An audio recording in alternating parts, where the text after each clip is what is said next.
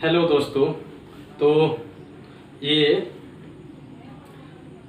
एक क्लास है, एक वीडियो है केवल उनके लिए। एक हमारे दोस्त हैं, नाम नहीं उन्होंने बताया है, और उन्होंने कहा है कि सर हमें न्यूटन का तीसरा नियम डायमेंशन फार्मूला से उसकी सत्यता की जांच करना हमें नहीं आता है। कमेंट बॉक्स में भी देखे थे, एक कोई और हमारे दोस्त क्या नाम है, नाम नहीं याद आ रहा है उनका भी, कमेंट बॉक्स में कोई लिखी थी, शायद पूजा नाम था क्या उनका, तो वो भी लिखी थी कि सर हमने न्यूटन के तीनों नियमों को ये जांच कर लिया। तो ये बात जान लीजिए कि ये न्यूटन के नियम नहीं है, थोड़ा सा इस पर ध्यान दीजिए। जो न्यूटन ने नियम दिया है उसको बोला जाता है, उसको कहा जाता है गति का नियम, और जो हम जांच कराए थे उसको बोला जाता है, उसको कहा जाता है गति का समीकरण। ठीक है, दोनों में अंतर है। ये गति का नियम है और ये जो होता है गति का समीकरण होता है। गति के 3 नियम न्यूटन ने दिए थे, 1 2 3। पहला नियम था जड़त्व का नियम, यदि कोई वस्तु गतिमान है तो गतिमान रहना चाहेगी, स्थिर है तो स्थिर रहना चाहेगी। दूसरा नियम जो था यह बराबर यम में, और तीसरा नियम जो था क्रिया प्रतिक्रिया का नियम। ठीक है, और ये जो है ये गति के 3 समीकरण हैं। पहला जो है ये होता है v = u + at। दूसरा जो होता है s = होता है ut + ½ at², और तीसरा जो होता है v² = u² + 2as।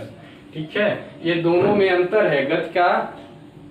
जो गति का नियम होता है वो न्यूटन ने दिया था, उसको कहा जाता है न्यूटन के गति का नियम, और ये गति का समीकरण है, ये न्यूटन ने नहीं दिया था बल्कि हम लोग खुद डिराइव करते हैं। ठीक है, तो ये न्यूटन का नहीं होगा, ये ध्यान रहे। ऐसे न्यूटन के नियम कहोगे तो एग्जामिनर अगर वाइवा होगा, इंटरव्यू होगा, तो वहीं से तुम्हारा सब नंबर क्लियर कर देगा। तो ध्यान रहे, ये गलती कभी मत करना।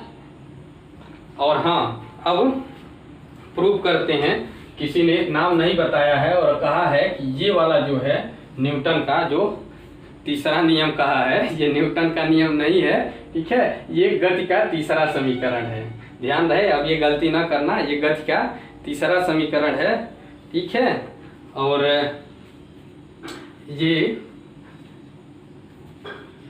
इसको हमें चेक करना है कि ये डायमेंशनली क्या है, संतुलित है या नहीं है। तो देखिए, अगर हम कहें कि इसका बायां पक्ष की बीमा, तो बाएं पक्ष की इसकी जो बीमा है, बायां पक्ष क्या है, तो ये v² है, तो इसकी बीमा क्या होगी, हम जानते हैं Lt-1 होता है, तो इसका स्क्वायर है, तो ये हो जाएगा L² T⁻⁻²।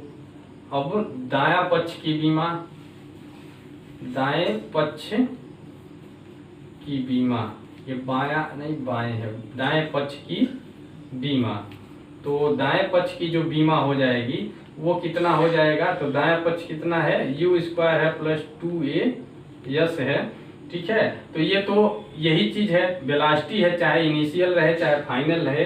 ये प्रारंभिक वेलोसिटी है, ये अंतिम वेलोसिटी है। ठीक है, प्रारंभिक वेग और अंतिम वेग, तो उससे कोई मतलब नहीं है। वेग ये भी है, तो इसका बीमा तो वही होगा। इसका जो बीमा होगा ये Lt-1, और ये स्क्वायर है तो स्क्वायर कर देंगे। और ये जो देखिए 2 से कोई मतलब नहीं है, ये तो एक अचर राशि हो गई। अब ये जो है त्वरण है, त्वरण की बीमा क्या होती है, तो Lt⁻²। इसको आप लोग खुद निकालिए, बोले थे कि सारे राशियों का बीमा निकाल डालिए। और ये जो यश है दूरी है, तो दूरी की बीमा क्या होती है, यल है। ठीक है, तो यहाँ से देखेंगे, ये बीच में प्लस है ना, तो यहाँ से देखेंगे तो यहाँ से ये जो आ जाएगा आपका L² T⁻², और यहाँ से देखें तो ये यहाँ पर भी आ जाएगा। ये देखिए L² यहाँ पर भी हो गया, L² t⁻⁻²। तो इस तरह से देखिए, जो बाएं पक्ष की विमा है, बाएं पक्ष की विमा कितना है, L² t⁻²। दाएं पक्ष में भी जितने भी पद आते हैं, ऐसा नहीं कि इनको जोड़ लिया जाता है, ये पद में बीमा नहीं जोड़ा जाता है, तो ये हो जाएगा L² t⁻²। और यहाँ पर भी आ गया L² t⁻²।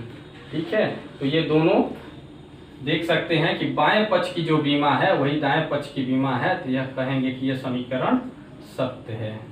ठीक है, तो इस तरह से इनके बीमी सत्यता की जांच किया जाता है। अब ये गलती नहीं होनी चाहिए, और जो भी हमारे दोस्त थे जिनको नहीं समझ में आया था उनको अब समझ में आ जाना चाहिए।